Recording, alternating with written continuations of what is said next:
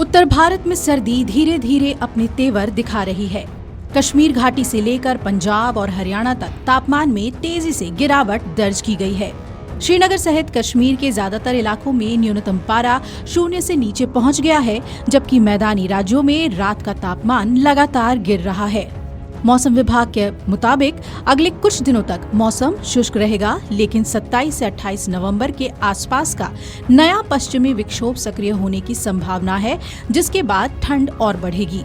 आइए आपको देश भर के मौसम का हाल बता देते हैं। पहाड़ों से ही शुरू करें तो कश्मीर में सर्दी लगातार बढ़ रही है। रविवार को श्रीनगर में न्यूनतम तापमान -2.8 डिग्री दर्ज किया गया, जो सामान्य से 2.9 डिग्री कम है। दिन का अधिकतम तापमान 15.1 डिग्री रहा।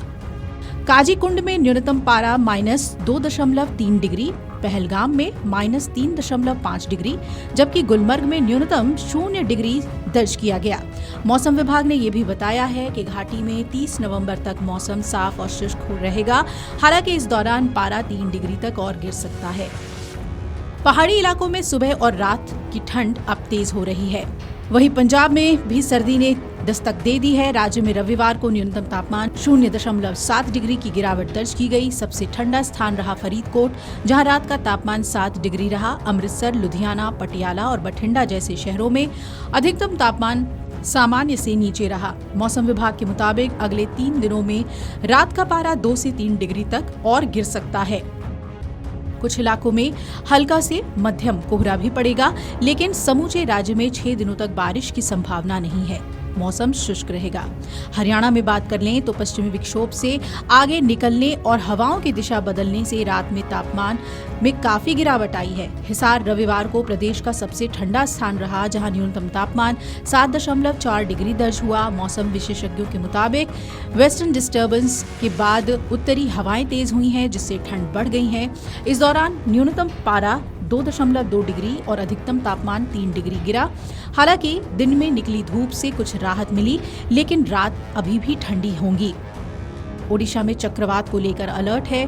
तटीय अगले 48 घंटों में चक्रवाती तूफान में बदलने की आशंका के बीच ओडिशा सरकार पूरी तरह से सतर्क हो गई है। 25 से 27 नवंबर के बीच राज्य के कुछ तटीय जिलों में बारिश के आसार हैं। आईएमडी ने 23 नवंबर के बुलेटिन में ये बताया था कि देश के कई हिस्से में मौसम का रुख बदल रहा है।